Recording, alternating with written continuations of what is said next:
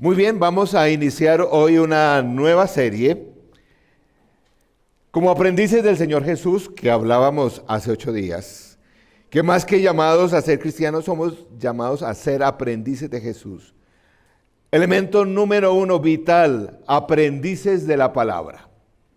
La palabra es central, no podemos ser aprendices de Jesús si nos desconectamos de la palabra. Vamos a tener varias enseñanzas acerca de lo importante, cómo un aprendiz de Jesús maneja, funciona, se acerca a la palabra.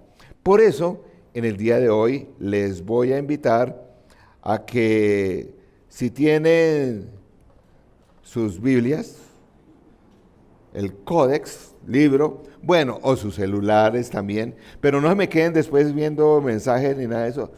Abramos nuestra Biblia en Mateo capítulo 5, versos 17 al 20.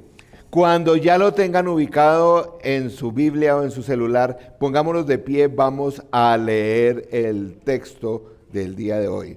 Mateo capítulo 5, versos 17 al 20. Mateo capítulo, si ya lo tienes, se van poniendo de pie, así yo voy viendo como 5, versos 17 en adelante. Si ya lo tienen, pónganse de pie así. Es que vamos a hacer un poquito de ejercicio hoy. Así.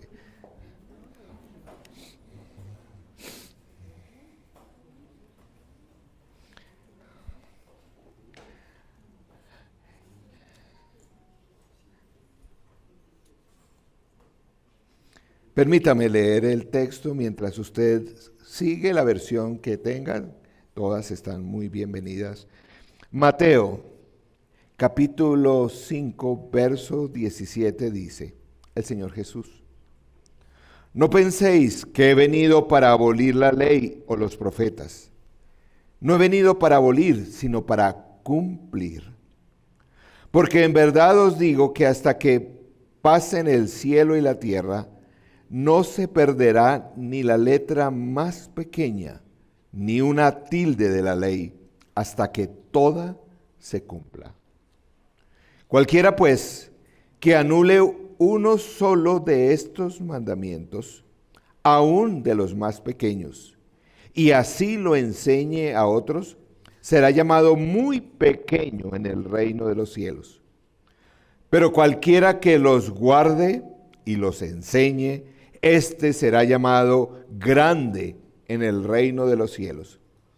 Porque os digo, si vuestra justicia no supera la de los escribas y fariseos, no entraréis en el reino de los cielos. Amén. Podemos tomar asiento.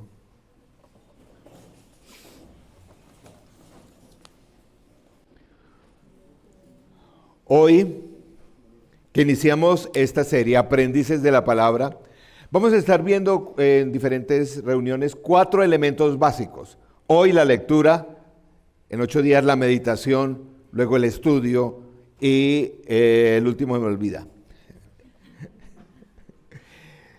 Además de la lectura del estudio, la memorización, hablando de memoria. Hay que ejercitar la memoria y hay que memorizar la palabra. De eso vamos a hablar. A propósito, al final de esta serie, estén pendientes durante la serie, vamos a tener un taller donde todos estamos invitados para practicar lo que estamos enseñando, para hacer práctica de todas estas enseñanzas. Permíteme presentarle a un caballero que está por ahí, el señor Casiodoro de Reina. ¿Se acuerdan de este caballero? Uno de los autores de la versión Reina Valera, tal vez la versión más extendida en el día de hoy. Sigue siendo una excelente versión. Ustedes saben algo de la historia, he estado leyendo la historia de esa versión, es apasionante. No puedo contarla hoy, pero algunos detalles. Por ejemplo, esa versión, cuando iba a ser, pues ya se había recogido en España. Vamos a esperar que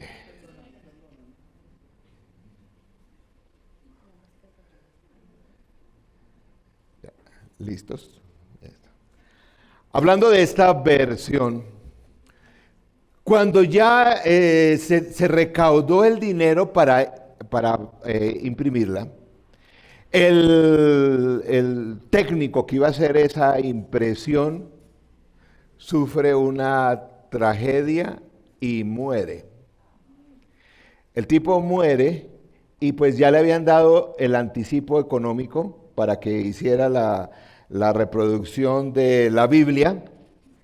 Y resulta que muere y muere cargado de deudas, por lo tanto esa platica se perdió.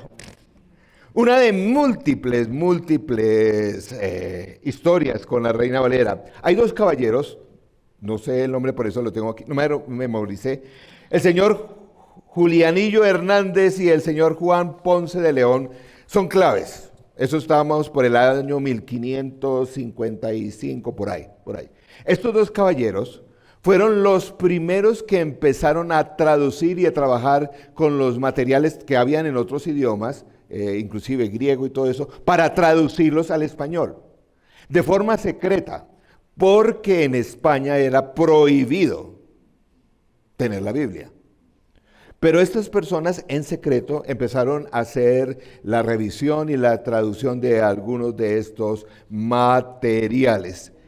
Estando en esa revisión, pues había una institución que, si lo han visto en historia, que se llamaba la Inquisición. La Inquisición se dio cuenta que don Julianillo Hernández estaba traduciendo, lo llevaron preso y lo quemaron en la hoguera.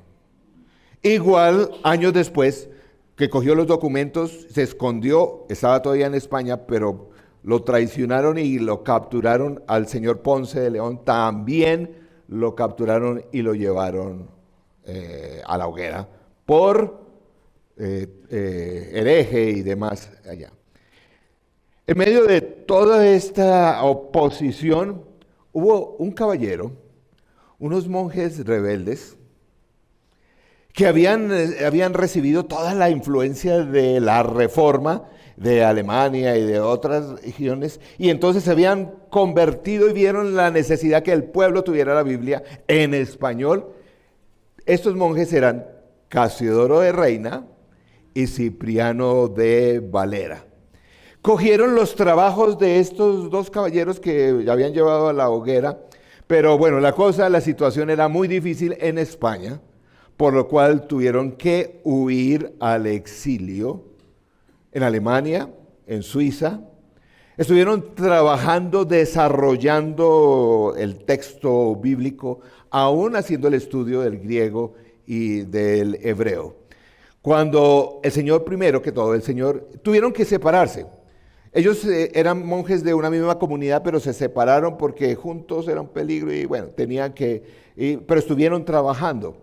Quien más adelantó el trabajo fue el señor Casiodoro de Reina.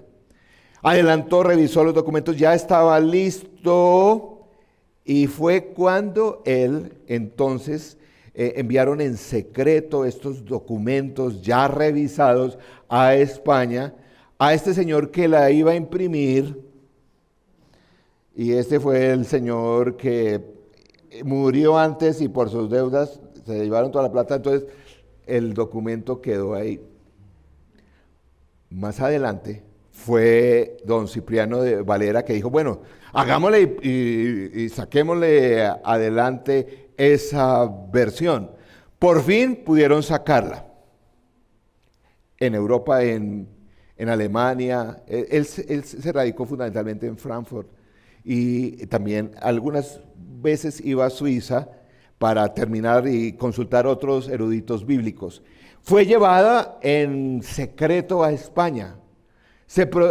Al fin se pudo volver otra vez a recuperar el dinerito, le levantaron y se imprimieron más o menos 6,000 Biblias.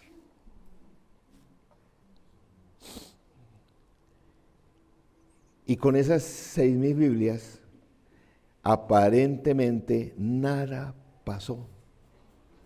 Porque toda la presión de la iglesia tradicional, más la Inquisición, hicieron que esos documentos quedaran por ahí. Esas Biblias quedaron ahí, varias se perdieron. Algunas la gente sí las siguió, pero hasta ahí. Todo ese trabajo demoró 300 años por ahí guardado, que no tuvo mayor fruto. 300 años. Fue ya en 1800, al final de 1800, 1870, 75, que la Sociedad Bíblica Americana recuperó esos documentos y empezó la revisión y la actualización. La Sociedad Bíblica Americana. Posteriormente, a comienzos ya del siglo XX, 1902, 4, 5, la Sociedad Bíblica Americana y la Sociedad Bíblica Inglesa levantaron fondos para sacar la maravillosa versión Reina Valera de 1909. Esa fue la primera. Tengo una copia de esa. 1909, no es tan difícil conseguirla, 1909. Posteriormente se siguió actualizando, empezó a crecer el uso, hasta que la Sociedad nuevamente Bíblica Americana, más o menos en los años después de la Segunda Guerra Mundial, empezó a trabajar para nuevamente revisar el español de esa versión, y antecitos, 1955-58, se publica, ya se termina el trabajo y se publica la nueva versión Reina Valera del 60. ¿Qué es esa que algunos de ustedes inclusive idolatran? No, es que si no es esa versión. ¿Por qué hago toda esta historia? ¿Qué tiene ese libro que tiene tantas historias así? Si leen la historia de la versión King James en inglés, es igualmente apasionante. ¿Qué tiene un libro como estos que hace temblar los poderes políticos y los poderes religiosos, que están dispuestos a censurar y a asesinar, incluso a prohibir y a quemar? No hace mucho, yo conocí personas, no estuve en esa época, pero sí conocí personas que aquí en Colombia eran perseguidos, y si no quemados en la Inquisición, pues sí eran apedreados y sí eran excluidos por tener una Biblia. Cualquier Biblia, es que no era permitido la Biblia, debía ser manejada solamente por algunos religiosos. Era prohibido. Es más, la iglesia tradicional extendió el rumor que si usted empezaba a leer ese texto bíblico, ¿qué pasaba? Se volvía loco. Y por eso decían, no, esos protestantes locos. Todo eso se metió tanto en el pueblo. Por ejemplo, es muy interesante una de las pinturas del maestro Botero, que habla de la familia protestante. No sé si la han podido ver, pero es una obra magnífica. Están todos desnudos, porque les asustaban a los niños y a la gente decir, los protestantes dentro de la casa andan desnudos. Cuidado con meterse. Quemaban, que aquí en Colombia se quemaron Biblias. ¿Qué tiene eso? Que hay personas que inclusive aceptan el exilio, la tortura. En la historia han inclusive enfrentado la muerte por defender que las personas puedan tener acceso a la Biblia. Definitivamente la Biblia no es un libro cualquiera. La Escritura es algo más que una colección interesante de historias, poemas, registros históricos. Todo eso es, pero es más que eso. Es como alguien lo decía, un filósofo cristiano ya de esta época, decía, es como un mapa para ese mundo especial, celestial, es como ese mapa que nos guía desde este mundo al mundo eterno, que nos lleva a una realidad, es como el portal que nos muestra el reino de Dios. Necesitamos de ese portal para entrar en el reino de Dios. Y aquí estamos, siglos después o años después, hoy, donde muchos de nosotros tenemos allá en la biblioteca varias versiones, y allá guardaditas están. Ni se diga la maravillosa posibilidad de tener las Biblias digitales en en como 70 idiomas disponibles a la mano. No, pues tú puedes tener 15 versiones ahí mismo.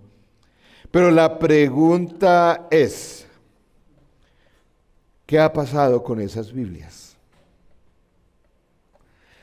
Tal vez en el día de hoy no quemamos Biblias, tal vez. Hay países todavía que es prohibido meter Biblias. No las quemamos, pero las ignoramos. No las leemos. Sí, algunos dicen y critican la fe diciendo, es que ha sido usada y abusada. Es cierto.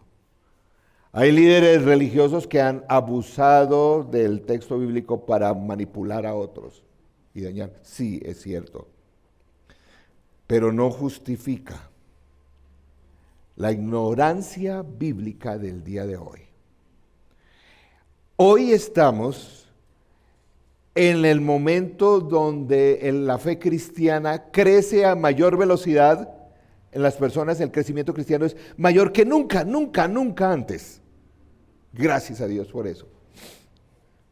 Pero uno de los peligros, tal vez el primer peligro que enfrenta la fe cristiana en el día de hoy, es que hoy se concibe un cristianismo, algunos lo dicen, tú encuentras literatura con este término, un cristianismo post-bíblico.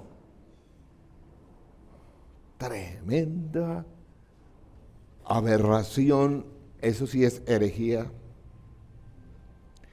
Concebir un cristianismo post-bíblico. Tremendo. Simplemente ignoramos esto. ¿Qué nos estamos perdiendo? En el día de hoy, tal vez no quemamos las Biblias, pero hay todo un movimiento que ha surgido desde la iglesia para, técnicamente esto no ocurre solamente en la fe, en otras disciplinas también, para hacer una deconstrucción del texto bíblico. Eruditos, filósofos tratan de decir, vamos a sacar del texto bíblico lo que realmente es útil y otras cosas no son tan útiles. Eso se hace en el día de hoy. Pero un aprendiz de Jesús tiene otra perspectiva totalmente diferente. Y estoy hablando aquí en esta comunidad donde creo que la mayoría de los que estamos aquí abrazamos la fe en Jesús, queremos seguir a Jesús, pero no sabemos relacionarnos con el texto, con la palabra de Dios, donde aún líderes cristianos pasan semanas, días, donde el pueblo del Señor no ha aprendido a leer la Biblia, no ha aprendido a meditar la Biblia, no ha aprendido a estudiar la Biblia, ni tampoco la estamos memorizando. Por eso vamos a pasar varias semanas en esta dirección, porque es importante. ¿Qué piensa Jesús? Jesús como rabino, recuerda que hablamos hace 8 días de ellos, maestro de la Biblia. Jesús probablemente tenía el texto del Antiguo Testamento memorizado como otros rabíes. Su mente estaba impregnada en las Escrituras, su identidad, su visión de la vida, todo dependía de las Escrituras. La opinión de Jesús acerca de la palabra de Dios es muy elevada. Dice, hay muchos Por ejemplo, una invitación que les hago a algunos de ustedes que están buscando proyectos y planes de leer la Biblia. ¿Qué tal léanse los evangelios otra vez, si ya lo leyeron, y busquen especialmente esas partes donde Jesús habla de la palabra? ¿Qué aprendemos de eso? ¿Qué dice? ¿Qué es eso? Sería una interesante forma de estudiar los evangelios. Pero dice cosas como Juan 10:35. Lo dijo Jesús. Este es uno de esos pasajes a propósito. Cuando hay gente que dice, no, pero es que, ¿cómo es que dice? Leer el texto bíblico, estudiar la Biblia, eso es fácil. No, no es fácil. No, es que uno que se concentre y eso es fácil. No es fácil. Y a las personas que estaba escuchando a un tipo que realmente sabe del texto bíblico, un erudito de Biblia, y dice, no es nada fácil. Imagínense, desde la tercera página del texto bíblico usted encuentra en ese libro una serpiente hablando. A ver, explíqueme eso. Y hay textos como este que voy a decir, que uno dice, ¿eso está en la Biblia? Sí, está en la Biblia. Jesús mismo lo dijo, Juan 10:35. Si Dios llamó dioses a aquellos para quienes vino la palabra, y la escritura no puede ser quebrantada. Bueno, vean lo que está diciendo Jesús. Ahí le queda para que sigan reflexionando. Pero dice, está escrito. A los que manejan eso, Jesús, Dios es en minúscula, ¿no? Pero esa escritura no puede ser quebrantada. Marcos, el mismo Señor Jesús, Marcos 12:36, impresionante como Jesús cita en todos sus discursos el Antiguo Testamento, es que lo va citando así como él habla. Por ejemplo, esta es una cita del Salmo 110, versículo 1. Dice así, el Señor Jesús citando el Salmo, miren lo que dice, David mismo, hablando por el Espíritu Santo, declaró. Ahí hay toda una teología de la palabra. ¿Quién es el autor? ¿Quién la inspira? Dijo el Señor mi Dios, dijo el Señor a mi Señor, siéntate a mi derecha hasta que ponga a tus enemigos debajo de tus pies. Tremendo. Pero dice David citando a David, inspirado por el Espíritu Santo. Marcos capítulo 12, versos 24, dice el Señor Jesús, estaba con algunos líderes y dice, reprendió a los líderes religiosos diciendo, ¿acaso no andan ustedes equivocados? Respondió Jesús, es que desconocen las Escrituras y el poder de Dios. Estaba hablando a escribas y fariseos que conocimiento tenían, pero no sabían estudiar la Biblia. Tal vez la habían memorizado, pero estaban imponiendo otros criterios. El Señor Jesús dice, ojo, ustedes están torciendo las Escrituras. Lucas 24:32, ¿recuerdan ese pasaje que Miguel estuvo hablando? Cuando Jesús estaba exponiendo las Escrituras, camino de Emaús, a estas personas, que les estaba explicando lo de Cristo, el Mesías y todo eso que tenía que venir. El texto, como decían ellos, se decían uno al otro, ¿no ardía nuestro corazón mientras conversaba con nosotros en el camino y nos explicaba las Escrituras?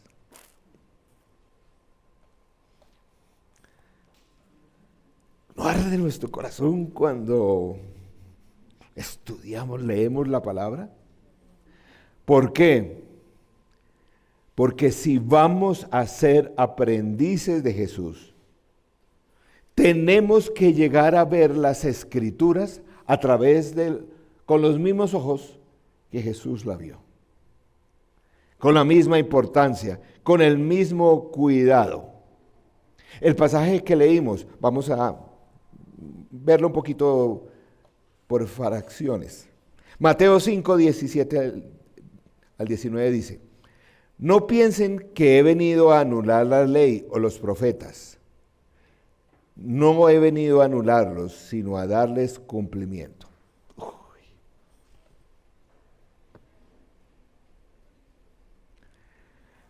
Lo que decía el Señor Jesús era a veces tan radical que la gente decía, uy, este está diciendo otra cosa. Pero no, él no era que estaba hablando de otra Biblia, de otro evangelio, de otras cosas. La gente había interpretado mal y decía, esta es otra cosa. Y él dice, yo no he venido a... Cuando dice la ley y los profetas, se refiere al Antiguo Testamento, ¿cierto? Algunos estuvieron en un curso hace poco de Biblia, entonces. La ley, ¿a qué se refiere? ¿Qué son? ¿Cómo? ¿Se lo saben o no se lo saben? Y eso que no estamos diciendo que lo repitan de memoria, los títulos. Génesis. Eso era esto. Se refiere a la Torá y los profetas, que es una forma que en la época de Jesús, los rabinos, profetas es todos los demás del texto del Antiguo Testamento, todos los demás libros, porque profetas era la forma como se le llamaba a cada uno de los autores de los libros del Antiguo Testamento.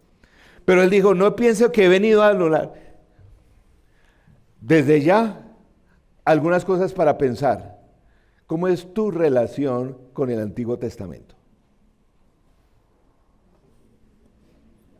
Porque hay gente que me dice, uy, no, pastor, el nuevo.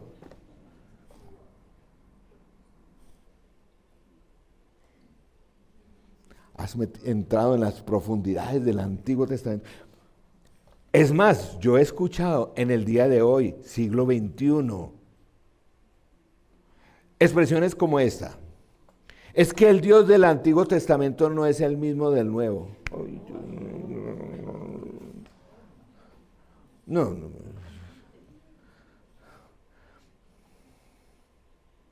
No hay forma de entender el Nuevo Testamento si no conocemos el Antiguo.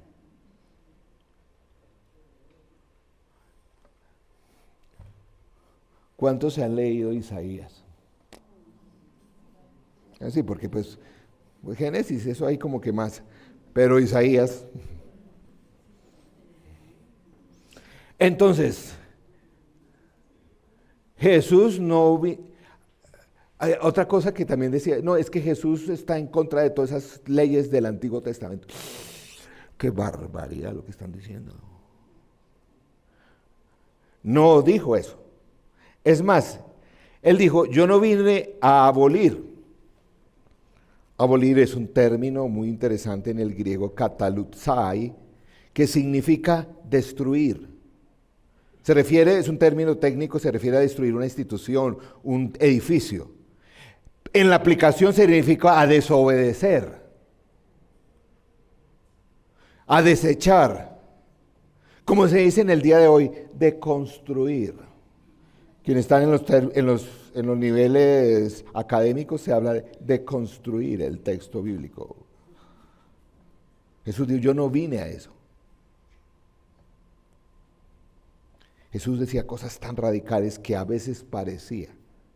Lo que pasa es que la gente en esa época también estaba mal usando el texto bíblico para sus beneficios personales. Pero él dice, ¿qué dice? Pero miren el contraste que dice, yo no vine para abolir, ¿vine para qué? Cumplir.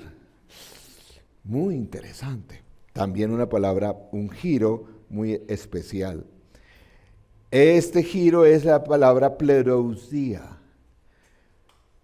Si dice yo no vine para desobedecer, lo que uno diría que el opuesto, el contraste es yo vine entonces a... Y algunos lo traducen así, pero no dice obedecer, dice cumplir. Yo no vine para abolirla, entonces dice, entonces para abolerla, para obedecerla. No. yo vine para cumplirla. Tremenda declaración. Está diciendo que yo vine para que todo lo que eso dice en el Antiguo Testamento se cumpla en mí. Yo soy esa palabra. Todo lo que habla el Antiguo Testamento, el Señor Jesús estaba diciendo, yo vine a obedecerla. No, es que yo vengo. Por eso tuvo tantos problemas con los religiosos de su época. Dice, no, es que yo soy el que habla el Antiguo Testamento. ¿De quién habla? Yo vine a cumplir las promesas del Antiguo Testamento. Es más allá que simplemente obedecer. Es decir, la Biblia no solo es un libro de teología, no es solo un libro de verdades eternas, no es solo un libro de buenas enseñanzas, de dichos sabios. Es un libro que habla de la naturaleza de Jesús. No se puede seguir a Jesús aparte de la palabra, porque la palabra todavía nos sentamos, y de eso vamos a hacer énfasis en nuestro taller. Creemos todavía que la Biblia habla de Jesús, ¿cierto? Pero la invitación para ti y para mí es a leer la Biblia con Jesús acerca de Él. Nosotros la hemos visto, sí, ahí dice, hasta allá si somos cristianos decimos, sí, eso es de Jesús. Sí, pero es que la Biblia habla en esencia de Él. ¿Saben que no hemos aprendido a leer la Biblia con Jesús? Eso es otra experiencia. Yo tengo amigos que se saben más el texto bíblico, han analizado más que yo. Son profesores de filosofía y todo eso. Saben cantidad de cosas. Pero eso no es lo mismo que leer la Biblia con Jesús. Y algunos dicen, ay, qué descubrimiento hizo el pastor. ¿Sí? Pues esa es la gran diferencia. El problema del cual están llenas todas las iglesias. De gente que lee la Biblia, pero no con Jesús. Eso es otra cosa. Qué pena, pero eso es otra cosa. Y dice ahí que ni una letra, ni una tilde desaparecerán. Tremendo. Ahí la expresión es, hay una letra, la letra más pequeña del alfabeto hebreo es la letra Yod, que es una comillita, es como una comilla. Yod, es la letra más pequeña del alfabeto. Y dice literalmente, ni una Yod del texto bíblico se va a perder. Por eso los traductores colocan ahí ni una tilde, ni un punto, ni la cruz de la T. Se desaparecerán, hablando de la Biblia. Pero no es como algunos lo perciben, dándole un papel mágico al texto bíblico. Yo me acuerdo que hay épocas o hay personas todavía creyendo, dice, uy, no raye el texto bíblico. ¿Sí? Y si uno le pone notas, uy, no. Si uno deja este libro en el piso, dice, ¡ah! ¡Qué irrespeto a la palabra! El problema más bien es como dice adelante. Todo el que infrinja uno de estos mandamientos, por pequeño que sea, y si usted no los conoce, y enseña a otros a hacer lo mismo, ¿qué barbaridades está diciendo usted?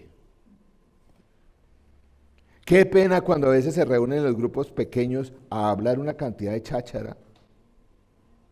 Y por ahí medio leen un versículo, pero después hablan de lo que se les olvida. Será considerado el más pequeño de los. Miren que no está diciendo que nos va a caer un rayo, o algo, pero sea el más pequeño, sea este, no ha entendido la fe. Pero el que, ¿qué? Practique y enseñe. Recuerden que el peregrinaje del aprendiz es estar con el maestro, ser como el maestro y hacer lo que hace el maestro. Será considerado grande en el reino de los cielos. Ahí hay todo un juego de palabras, lo importante que es practicar. ¿Por qué leemos el texto bíblico? Esto es importante. No es porque tengamos una afición por los textos antiguos, por la literatura arcaica. Es porque hemos llegado a amar a Jesús. Esta cita creo no está en sus bosquejos, es del profesor de Biblia, uno de los profesores de Biblia en la Universidad de Cambridge, en Inglaterra, dice así. En última instancia, nuestra confianza en la Biblia se deriva de nuestra confianza en Jesucristo. No confío en Jesús porque confío en la Biblia. Confío en la Biblia porque confío en Jesús. ¿Ven lo que está diciendo ahí? ¿Usted por qué cree en Jesús y por qué cree todas esas cosas del cristiano? Cuando tú dices, porque la Biblia lo dice, un argumento circular. Entonces, no. Porque confías en Jesús, es que confías en la Biblia y te animas a leerlo. Y algún día vamos a hacer toda una serie sobre el texto bíblico como uno de los mayores, como uno de los textos que tienen en su contenido las mayores profundidades filosóficas y todos los problemas del ser humano. No podemos estar con Jesús, parecernos a Jesús y hacer las cosas de Jesús sin el texto bíblico. Esto para decir que hay que leer el texto bíblico. Leer el texto bíblico. Pero no esa falsa lectura. Qué pena. Cuando tienen sus dispositivos, ¿cierto? Y está la Biblia. Eso, ¿qué pasa? Yo no sé cuál es la palabra en español. ¿Eso qué es? No sé si... No, scrollear. No. Bueno, eso. Lo que sea. Eso no es leer. ¿Sí? ¿Todo el mundo lo hace? Sí, pero eso no es leer. Y no, ahora no me estoy refiriendo a la fe, sino a las neurociencias. Las personas que dicen que leen así, no están leyendo. Están simplemente observando cosas, haciendo como un escaneo. Eso no es lo mismo que leer. Qué pena, no es lo mismo. Y ya hay estudios muy interesantes. Que hacer así, sí, pasar así. Que de hecho, yo no sé si ustedes ya han notado la obsesión que eso genera. Que empieza uno, y si ya es como mucho, como que uno empieza, como resumen, y eso se pasa a leer el texto bíblico, como, bueno, pero al punto, ¿qué es lo que quieres decir? No, eso no es leer, ni espiritual, ni físicamente. A propósito, el desafío para todo aprendiz de Jesús es tener uno de estos códex y leer aquí. No, pues se volvieron anticuados allá en la colina. No es así. Nuevamente puedo citar artículos donde se menciona que tú no estás leyendo si no lees en un documento como estos. Y espiritualmente, créame que no tiene el mismo impacto. Ay, pastor, es que es usted porque usted es anticuado. No, señor. No tiene el mismo impacto espiritual. No estamos diciendo que estamos en contra de la tecnología, eso no tiene nada que ver. Qué bueno que por lo menos haya dispositivos y se pueda en todo. Pero no es lo mismo. Qué pena, usted no está leyendo el texto bíblico si está solamente ahí mirando un celular. No es lo mismo. Neurológicamente no pasa lo mismo. No va a transformar, no va a hacer cambio de neurosendas si no está leyendo es más, leyendo y anotando. Eso es una falsa lectura del texto bíblico. Qué bueno que lo tenemos, como dije. Quiero aclarar que este no es un curso de hermenéutica. Una palabra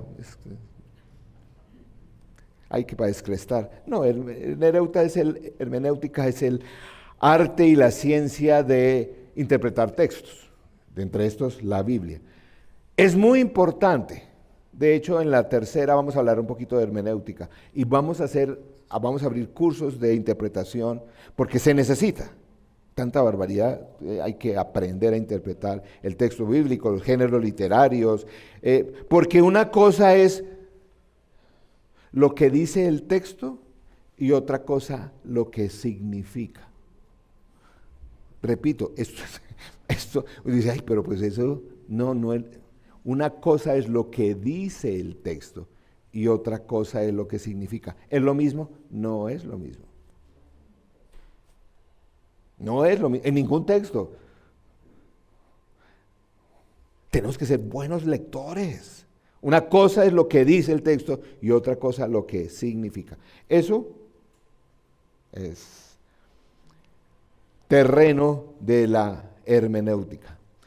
Hoy voy a hablar un poquito más de la lectura espiritual. Es la lectura que todo creyente ha hecho por la historia. Vamos a hacer trabajo hermenéutico, pero no es la lectura espiritual, que no se necesita mucho. Es más una actitud hacia el texto. Es más una constancia con el texto. Estoy hablando para ti que quieres ser seguidor de Jesús. Siempre, aún el Señor Jesús da ejemplo de eso. Para leer el texto bíblico espiritualmente se necesita un lugar, generalmente tranquilo, que yo me pongo al día en mi lectura bíblica en el Transmilenio. Bueno, pues chulea, pero se necesita una hora seguida, una hora que tenga, la hora que sea mejor para ti, pero que haya constancia.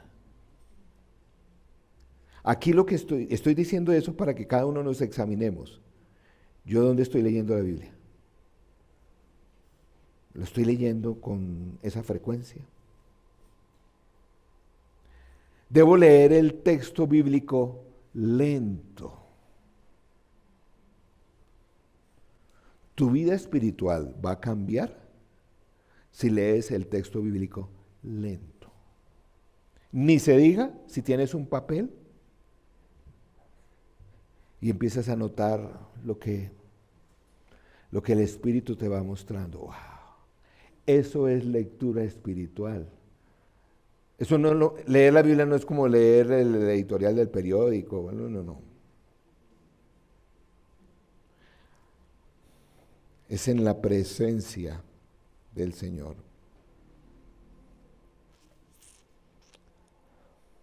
Les desafío a hacer esto. A mí me lo enseñaron no hace mucho. Me parecía como infantil, pero ha sido buenísimo. Siempre las cosas de niños son muy buenas. Los niños son genios. Este es un profesor de seminario con PhD en todas esas cosas. Me dijo, mire Juan, cuando estés leyendo el texto bíblico tranquilo, con tu cafecito, anotando lo que el Señor te dice, sé consciente e imagínate que Jesús está contigo.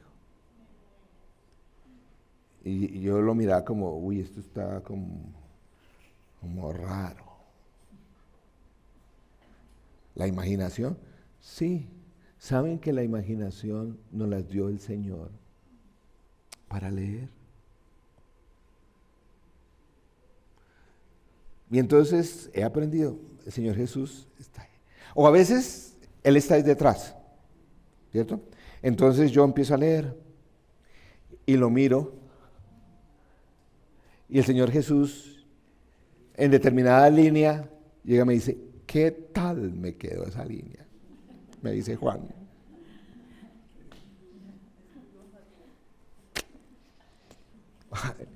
Y me da una, ay Señor, tú eres único. O a veces yo estoy leyendo y ¿sabe cómo me mira Jesús? A ver. Me mira con, ¿está entendiendo lo que está leyendo?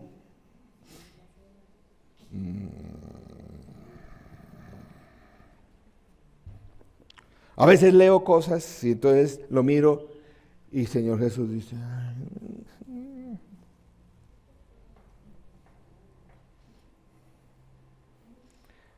y estoy aprendiendo a decirle, Señor, de esto que estoy leyendo, ¿con qué me quedo? Y entonces copio una frasecita. Mi memoria no es más como de ver. Entonces yo necesito copiarla. Y la meto en el bolsillo. Es la palabra del Señor para el día de hoy. Y cuando estoy por ahí, entonces, ¿qué fue lo que me dijo el Señor? Pues lo miro.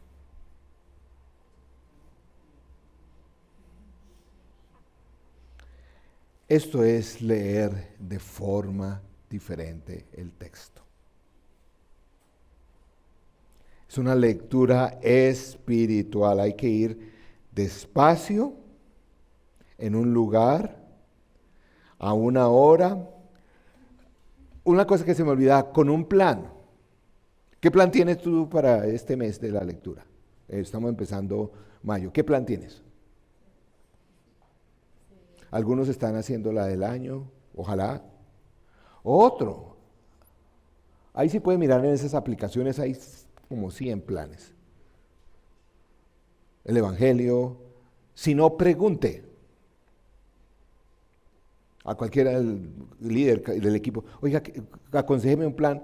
Y hay corticos también, como todo ahora, se le tiene una semana, se le tiene su plan. Una semana, listo, una semana. ¿Tiene rollos de salud? Se le tiene el plan de lectura para el enfermo. Es que la gente ha hecho muchas cosas maravillosas, pero ¿qué plan tiene? No vas a lograr nada, no vamos a tener ninguna profundidad. A ver, y mañana como que, vamos a ver, y eso abrimos, no, ¿qué plan tiene? Voy a leerme todos los días un salmo, o un proverbio y algo, ¿qué plan tienes? Sin eso es, y ojalá tener una libretica ahí para anotar lo que el Señor. Uno de los filósofos más brillantes de la fe cristiana murió no hace mucho, unos 12 años. El señor Dallas Willard dijo, acércate al pasaje que has elegido como un lugar donde tendrás un encuentro sagrado con Dios. Yo no puedo decirlo mejor. No puedo encontrar mejor resumen de lo que acabo de decir todo este tiempo. Acércate al pasaje que has elegido como un lugar donde tendrás un encuentro sagrado con Dios. Así se lee la Biblia. Así lee la Biblia un aprendiz de Jesús. Vamos a orar.